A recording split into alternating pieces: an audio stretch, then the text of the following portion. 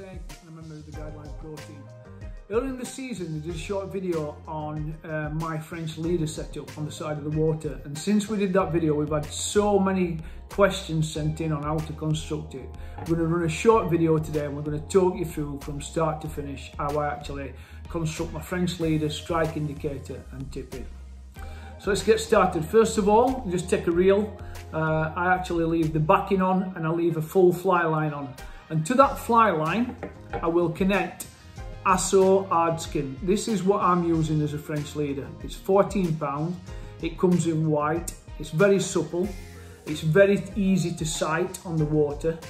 And like the product says, it's got an hard skin.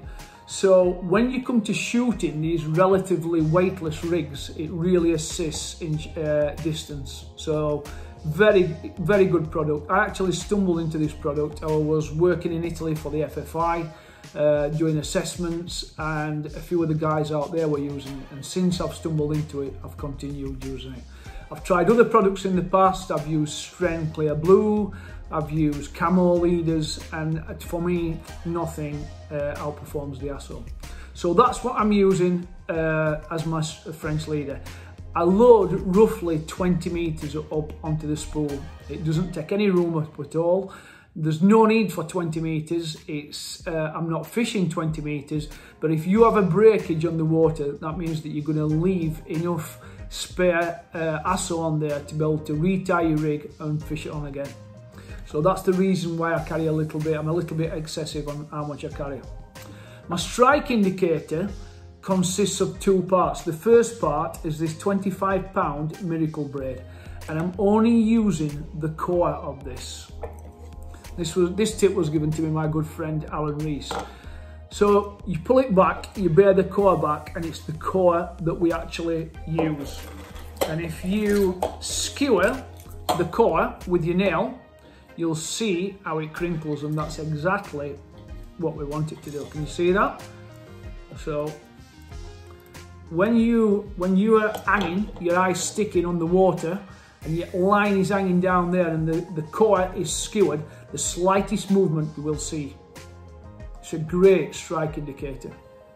What I do, I actually tie a perfection loop in each end. I'm approximately using about 12-inch, and then to that, I tied the second part of my strike indicator, and I'm using some, this is bicolor, this is in two colors, but they do it in tricolor as well.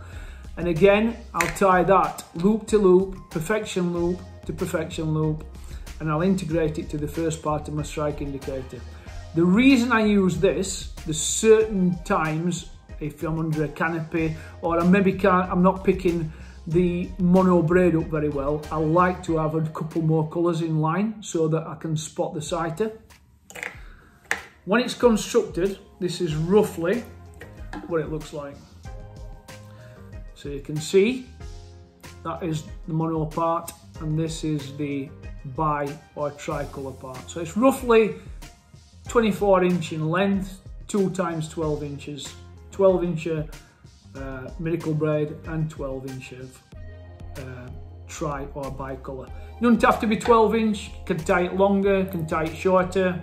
It's just, I like a long sighter. What I will say is, when you tie it up, leave the long tabs. Can you see how the long tabs is picking up? When we're fishing it and we're eye sticking it, if you've not got any tabs on, sometimes it's difficult to see. These tags that run in the horizontal are great sighters. You can see them moving up and down really easy. Slightest knock and you know it's either bottom or it's a take. So that is how I construct my strike indicator. The tippet that I'm using is Igor fluorocarbon, Guidelines Igor fluorocarbon. I love this tippet. It's got a great breaking strain for the diameter, for how thick the diameter is, which allows the flies to move really naturally in the water. So that's why I select that. If you are tying droppers in, I always think it's handy to have a measurement on you. So I know from tip of my finger to roughly here is 18-inch. So if I want to tie a dropper at 18-inch, that's where I'll measure it. So if I'm putting let's say I'm fishing 6 foot, I know that from the tip of my finger to here is roughly 3 foot. So that'd be 3 foot, 6 foot. And then I'd pull it in, at 18 inch I want my first dropper. And that's where I'd put a surgeon's loop and tie my first dropper. If I want to tie another dropper back from that, I'd then go another 18 inch back and I'd tie my second dropper in. Droppers, I usually like to fish them between, probably start off around 6 inch.